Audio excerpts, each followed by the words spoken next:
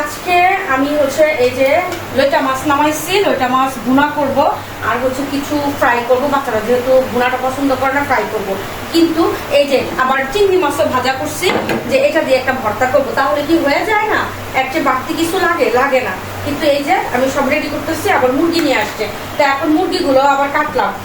মুরগিগুলো কিন্তু এখন আমি আর রান্না করবো না। সত্যি কথা বলতে মুরগিগুলা এখন আর রান্না করবো না, কারণ মুরগি রান্না করলে মাছ আর খাওয়া হবে না। আমার বাচ্চারা মুরগি মাংসটা বেশি পছন্দ করে, কিন্তু মাছও তো শরীরের জন্য অনেক বেশি দরকার।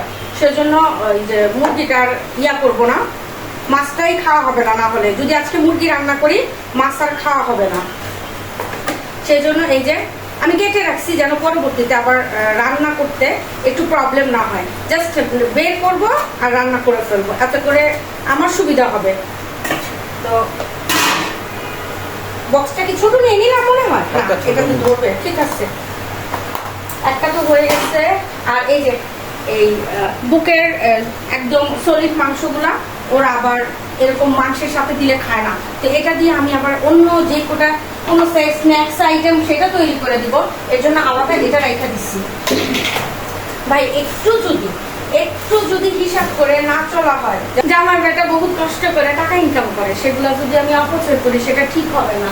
তো সেই জন্য হচ্ছে একটু চিন্তা করে সংসার করতে হবে, হিসাব করে সংসার চালাতে হবে, তাহলে জীবনে সাকসেস হওয়া যাবে।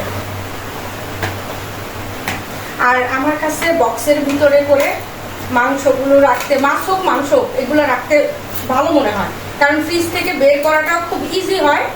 আর প্যারায় পড়তে হয় না, ফ্রিজ থেকে আজে বাজে গন্ধ আসে না, মাংসের গন্ধ আসে না। তাহলে ফ্রিজে একটু পানি টানি রাখা যায়। আর না হলে যদি এভাবে পলিথিনে রাখি, কেন জানি মনে হয় যেন এটার থেকে মাংসের গন্ধটা পুরো ফ্রিজে ছড়ায় যাবে, আর পানি থেকেও সেরকম একটা গন্ধ আসবে।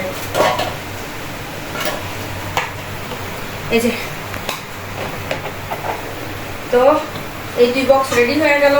এখন মাছ হচ্ছে সবগুলো তো ওরা ভুনা খাবে না, কিছু মাছ আমি করব, যে ফ্রাই করব বেসন দিয়ে।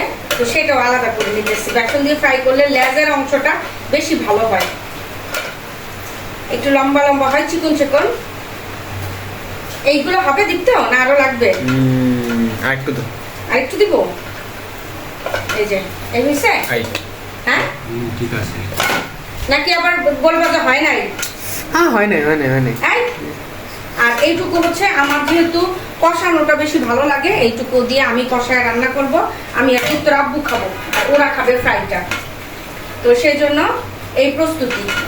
আর আজকে হচ্ছে এই লইটা মাছ আমার কিন্তু সকালবেলার আছে, শুটকি কি বলে এটাকে, ছাদ বাগান থেকে আমি কচি কচি পুঁই শাক নিয়ে আসছিলাম, আর চাপা শুটকি দিয়ে খুব ঝাল ঝাল করে ভর্তা করছি। ওই ভর্তাটাও আছে, পটল ভাজাও আছে।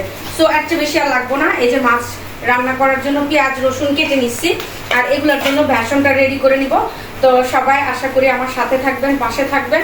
আর আমার এটা নতুন পেজ, এই প্রথম ভিডিও আপনাদের সাথে শেয়ার করছি। আশা করি আপনাদের সবার সাপোর্ট পাবো, আর আমার ফ্যামিলির জন্য সবাই দোয়া করবেন।